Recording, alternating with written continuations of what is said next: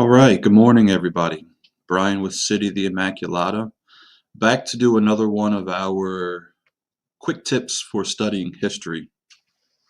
The impetus for doing this one today, it's one I was planning on doing anyways, but I just hadn't gotten around to it yet. But I watched the Joe Rogan Experience yesterday with Dave Smith and a guy named Douglas Murray, and they were discussing questions around the Holocaust and the historical narratives of World War II and the modern conflicts. They were having quite a few discussions, and it's actually a really good video. I would recommend going to watch it. I've seen Dave Smith around. I appreciate some of his historical takes. In some ways, they're similar to my own, with the glaring exception that he's looking at history through the lens of someone who's economically libertarian, which I am wholeheartedly not.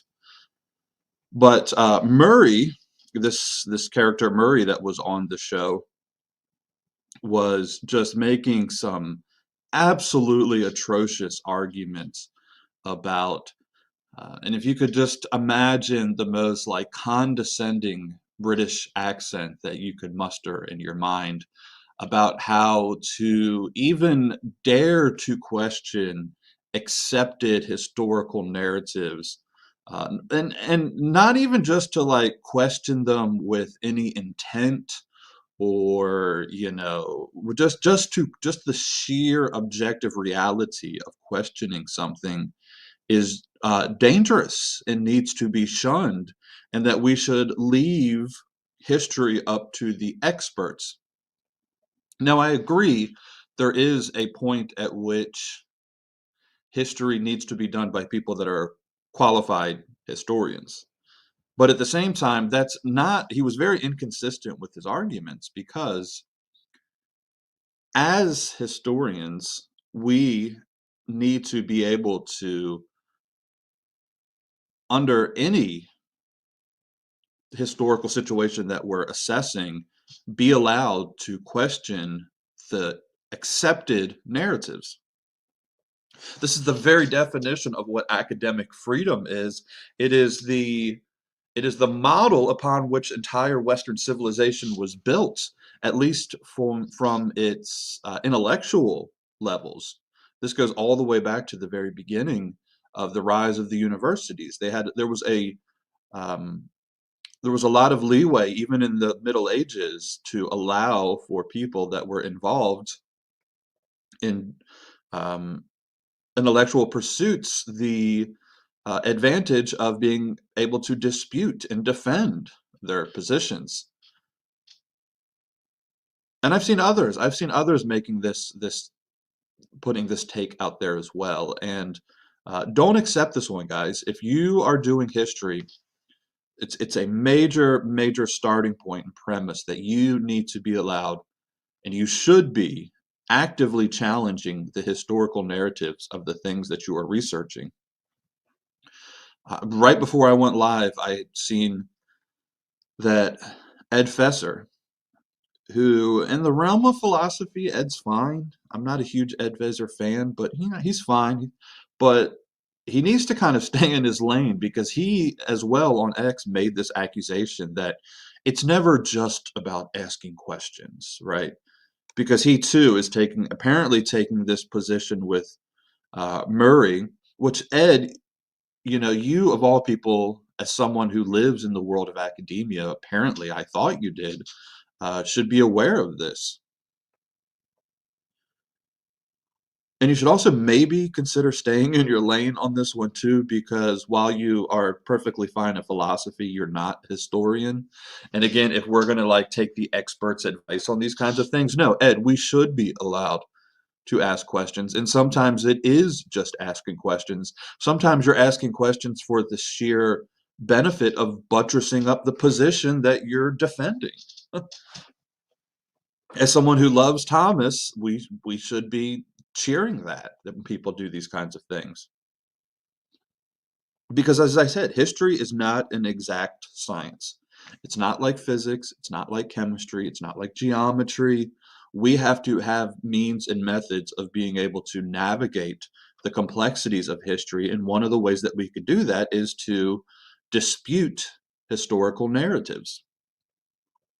Otherwise, we end up with intellectual dishonesty, and we end up with situations like what's taking place right this very moment in Canada, where people like Frances Widdowson are being basically expunged and expelled from Canadian academia because she dared to question the historical narrative involved around the Indian boarding schools controversies and the burial sites. She's got several videos online where look at what they're trying to do. They have actually had politicians in Canada make it law that even in the realm of academia, it would be illegal to question the quickly without any kind of due diligence given of accepting the burial site narrative around Kamloops and some of the other. They're calling them actually denialers, right? Deniers, denialers. My Canadian friends out there, you guys would know the answer to this. Alluding to, in that situation, that to ask for some historical clarifications and context makes you an equivalent of a Holocaust denier. That's actually what they are getting at. And this is, at least for us as Catholics, this is not, there is no sacred cow in the realm of academia that we're not allowed to challenge. Even if it's something that we ourselves hold to, we should still put it under the fire of scrutiny and disputation because that only lifts us up. That's the whole reason that when you get to the dialectical approach of the scholastics, that they took that approach, right? Because the idea is you're buttressing up your position by having your position challenged and you having to defend your position. Prime example of this in the modern world would be something like the Oxford movement.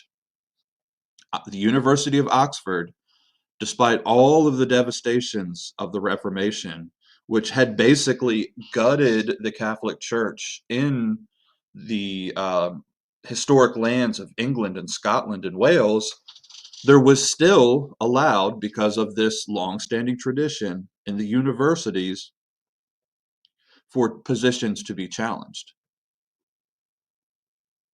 So when you go into England in the year 16, let's just say like 1750, 1780s, into the early 1800s, you couldn't like walk around and just challenge publicly the historical position about the English Reformation.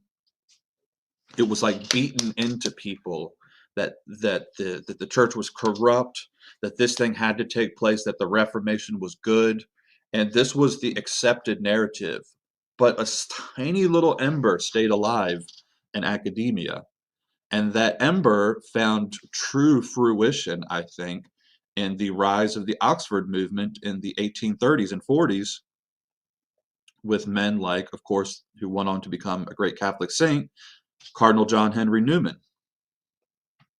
And the whole thing there was that they were challenging the presuppositions of the Reformation. And they were putting them up against, okay, well, let's actually see how this holds up against the historical narratives. And they challenged it. And then men like John Henry Newman said that to be steeped in history is to cease to be Protestant. And, at least for him and for his own story, he came into the Catholic Church. Not to mention, it opened something of a floodgate where we had this fantastic tradition from basically Newman up until maybe around World War I or II of these wonderful conversions of Anglicans into the Catholic Church. Men like Ronald Knox and others. And the only reason that was made possible was because sometimes people just ask questions. And that's like a thing that we need to keep alive. And you guys going out to study history, I don't care what the history is that you're studying. I would say even especially if it's something that you're sympathetic to, you need to challenge it. You need to read sources that go against it. I am in the process of, I'm at this point steeped, to borrow from John Henry Newman, I am steeped in the history of the church and their evangelization work among the Lakota Indians. I've talked about this before. And I have had, because the hard work that I'm doing, I have had my own presuppositions challenged several times. And there's times where, okay, I do the rigorous thing, and I'm like matching these up against the various sources that I can find. And then sometimes, even though I'm challenged, I'm still able to come out on the other end defending my position that I'm kind of taking in this. But there's a few times where I've had to modify my position because the thing that doesn't hold up. So yeah, I'm sorry, Murray, whoever you are, this guy is just completely wrong. Fezzer's wrong. I've heard Trent Horn defend if you question anything about the narrative of World War II, you're basically the equivalent of a Holocaust denier. And I get, right, like Trent does have a historical background where he wants to be sympathetic. And I get being sympathetic to people, especially if it's your own people. I actually kind of respect that. I respect Trent for like trying to defend his people that his like ancestry comes from. I think there's honor involved in that. I would actually respect that more than somebody who just like spits on their own people. But there is no like sacred cow in all of this stuff. We are allowed to challenge these things, even the ones that are the most uncomfortable to challenge. Because yeah, there are things in the World War II narrative, the accepted World War II narrative, that I think are incorrect, that I think should be um, at least better analyzed. Even if we on the other end come out and we say, okay, no, actually the standard narrative is correct, we would at least have better arguments that we could be making.